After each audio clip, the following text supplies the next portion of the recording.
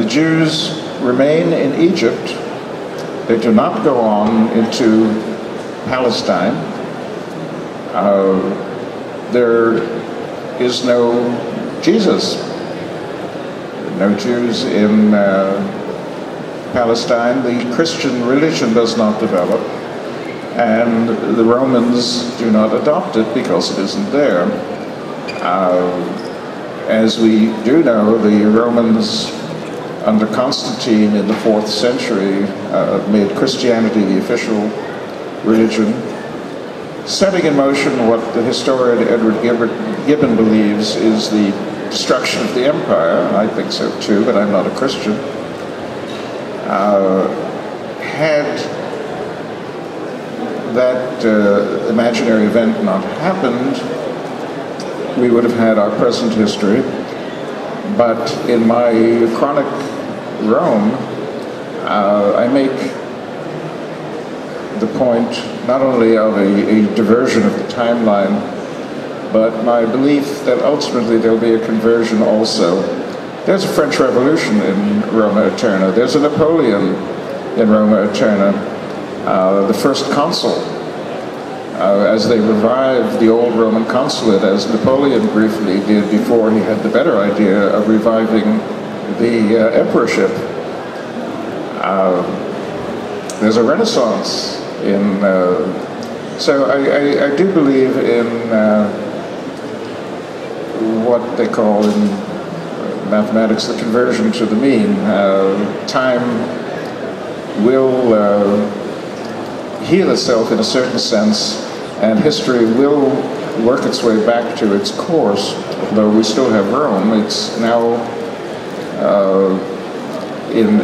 toward the end of my book, a republic that has gone very far away from its original traditions. In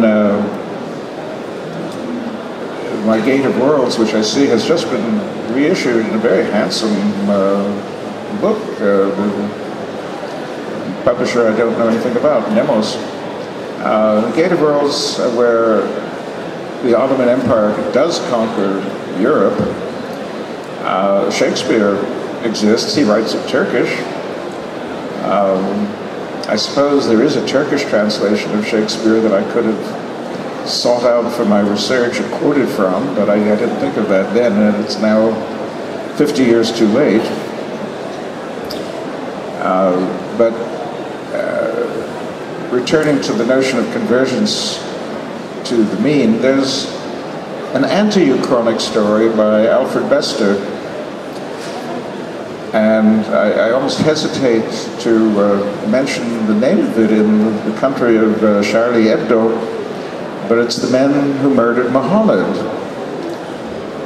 And in that story, there are repeated attempts to change history, to dispose of Muhammad, and they don't work. Everything keeps coming back to the way it was, it is. Did you notice that I murdered Muhammad?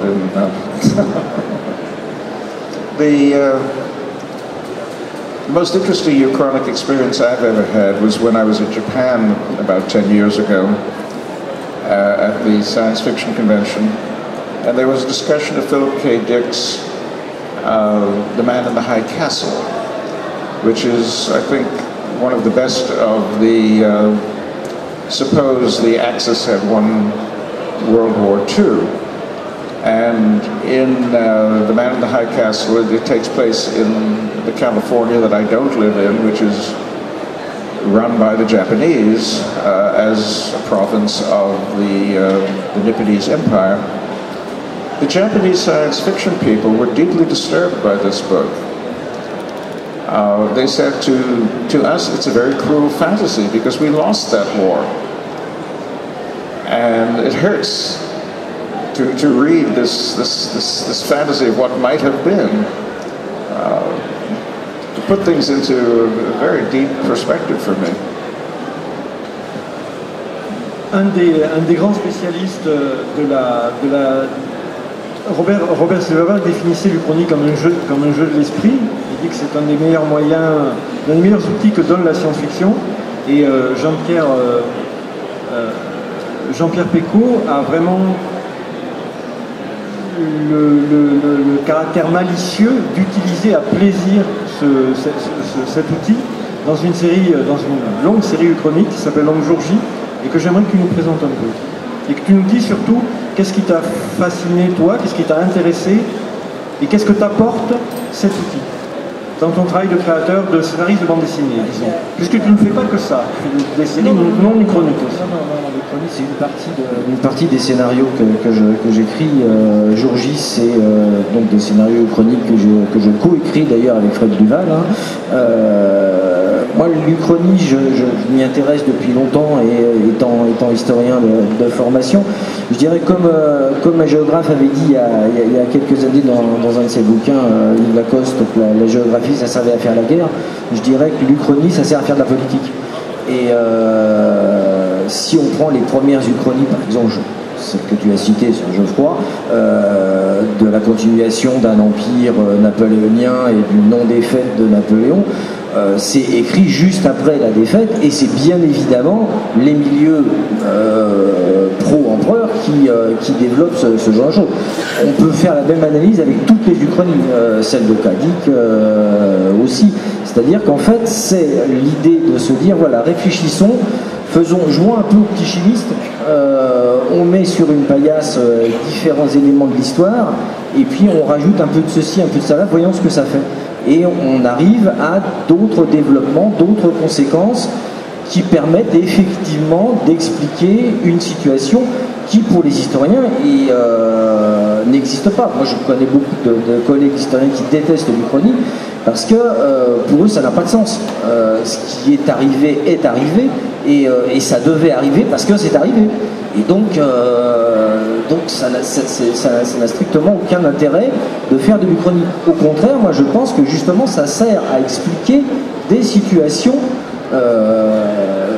qui auraient pu se passer et qui auraient pu changer, et de montrer que rien n'est inaltérable. C'est-à-dire qu'on a grosso modo en historiographie générale, on a deux grosses tendances, un gros bord, on va dire, pour ne pas rentrer dans les détails, mais on a l'histoire marxiste et néo-marxiste qui considère que c'est des situations, des superstructures économiques qui font l'histoire, et puis on a l'histoire plus classique qui a tendance à dire que c'est les grands hommes qui font l'histoire. C'est vraiment un gros bord, hein. Mais dans ces deux situations-là, on n'a aucune place pour l'Uchronie, effectivement, puisque à partir du moment où on a un homme confidentiel, les marxistes vous diront que c'est parce que la superstructure économique produit cet homme, point à la ligne.